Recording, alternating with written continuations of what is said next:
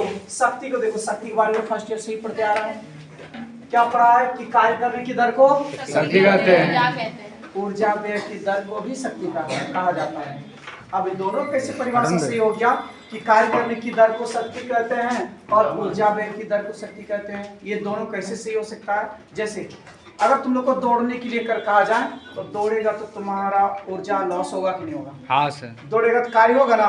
बल लगा के जब दौड़ेगा आगे, बल लगा के जब दौड़ेगा आगे तो दूरी तय करेगा। कार्य बराबर बल गुणित विस्थापन होता है ना।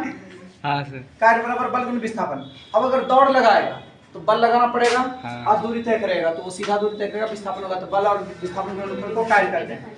यानी कि अगर यदि दौड़ता है तो कार्य होगा। बताओ दौड़ते समय ऊर्जा लॉस होगा कि नहीं? तो कार्य करने की दर को शक्ति कहते हैं या ऊर्जा व्यय की दर को शक्ति कहते हैं। तो जब काम करेगा, दौड़ेगा, काम करेगा तो उस समय ऊर्जा लॉस होगा कि नहीं? हाँ। शरीर में ऊर्जा लॉस होने लगेगा, खर्च होने लगेगा, ऊर्जा व्यय होने लगेगा। कितना? जितना काम करेगा उतना। काम करना बंद करेगा फिर लॉस होना बंद हो जाएगा।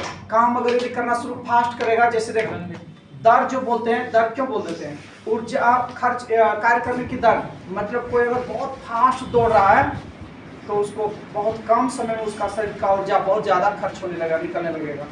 और स्लो दौड़ रहा है तो फिर मतलब शरीर में जो ऊर्जा खर्च होगा वो धीरे धीरे खर्च होगा, यानी रेट कम हो जाएगा, ऊर्जा खर्च खपत होने का रेट कम हो जाएगा। तो कार्य करने की दर को शक्ति कहते हैं या ऊर्जा व्यय की दर को शक्ति कहते हैं। तो काम करता है तो ऊर्जा अपने व्यय होगा, खर्च होगा। तो कितना ऊर्जा किस हिसाब से खर्च होगा? ऊर्जा जिस हिसाब से काम करेगा। तो ऊर्जा के कार्य करने की दर को शक्ति कहते हैं या ऊर्जा व्यय की दर को, या ऊर्जा व्यय की दर को शक्ति कहते हैं। बोलो दोनों एक जैसा नहीं लगा? खाली लगता परिभाषा अलग।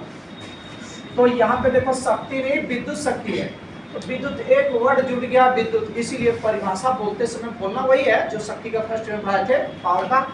सिर्फ इसमें विद्युत वर्ड एक जुड़ गया है, इसीलिए परिभाषा लिखते समय सिर्फ एक वर्ड और जोड़ देना उसमें कि किसी विद्युत परिपथ में कार्य करने की दर को, जबकि फर्स्ट में सिर्फ लिखा था कार्य करने की दर को ना, यहाँ विद्युत शक्ति पढ़ा रहे हैं इसलिए बोलना कि किसी विद्युत परिपथ में कार्य करने की दर को विद्युत शक्ति कहते हैं या फिर ऊर्जा व्यय की दर को विद्युत शक्ति कहते हैं। तो अगर यदि t समय में विद्युत परिपथ में अगर W कार्य प्राप्त हो रहा है तो एकांक समय में कितना कार्य प्राप्त होगा?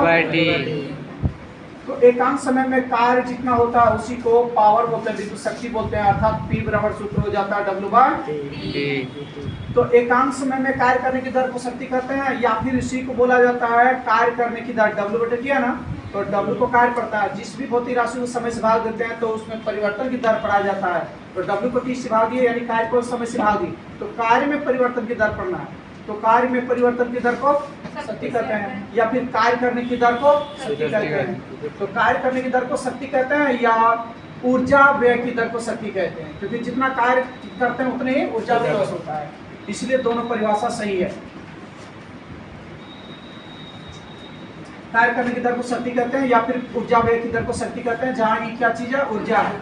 इसके अलावे भी एक और परिभाषा है, विद्युत विभवांतर और विद्युत धारा के गुणनफल को विद्युत शक्ति कहते हैं, P बोलते हैं। अब इसमें देखो ये सब न्यूमेरिकल में काम आएगा, ऑब्जेक्टिव में भी काम आएगा। ऑब्जेक्टिव में सब पूछता है। इसका शक्ति का पावर सूत्र देख लो, एक यहाँ है, दूसरा यहाँ, तीसरा ये है। और फार्मूला देख लो, V बराबर IR में होता है तो IR लिख देंगे, यहाँ I उतार देंगे, दोनों को गुना कर देंगे। I इंटू आई क्या होगा? I² R। तो शक्ति का फार्मूला I² R भी हो गया, 4 का फार्मूला हो गया। और भी देखो ओम के नियम में V बराबर IR होता है, I को फ्री करने से V/R फार्मूला बनेगा। तो जहाँ I है वहाँ V/R लिखना, R² है तो बाद में स्क्वायर चढ़ा देना, होल स्क्वायर डाल देना, R आ जाएगा। फिर इसको देखो होल स्क्वायर को तोड़ दो, इसमें 2 बार में लिखेंगे क्या होगा? ये तोड़ने से V²/R² इंटू R। नीचे 2 R है, R², वहाँ 1 R है, 1 R कैंसिल होगा, 1 से बचा हुआ आ जाएगा। This plus P equal to क्या हो जाएगा? V²/R। तो शक्ति का देखो कितना सारा फार्मूला हो गया, 1 हो गया, 2 3 4 5 फार्मूला हो गया। तो बस यहाँ एक तो याद रखना है और एक तो ये तो अपने निकल जाएगा ना। विभवांतर और धारा, ये तो मैथमेटिकल परिभाषा हुआ, गणित की परिभाषा, दोनों परिभाषा है। देखो यहाँ पे V बराबर क्या होता है?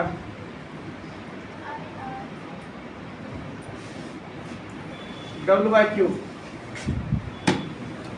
विभव का कार्य में क्या नहीं होता है। और यहाँ पे देखो W व Q व और I का सूत्र I बराबर Q/T सूत्र होता है, बोलो रे। हाँ सर। Q कटा दो, W/T हुआ, T। बोलो P बराबर VI जो लिखे थे फिर वही W/TL बचा। हाँ। तो लगता है कि अलग अलग है, मन का भ्रम हो गया कि अलग हो गया, तो वही है। तो जाओ उठ के। उसके बाद देखो नोट में लिखवाए थे कि विद्युत शक्ति जो एक अदिश राशि है, क्योंकि विद्युत शक्ति क्या है, कार्य ही है, कार्य करने के द्वारा को शक्ति कहेंगे। दूसरा इसका मात्रक कैसे लिखेंगे, यहाँ से देख लो, कार्य का जूल और समय का सेकेंड, जूल पर सेकेंड हो गया।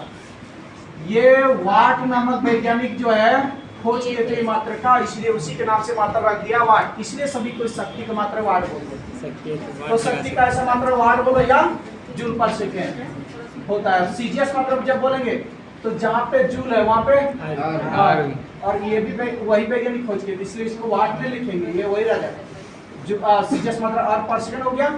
और बीमी सूत्र क्या होगा, mL/T - 3 फॉर्मूला से आएगा। कार्य का क्या होता है बीमी सूत्र, mL/T - 2।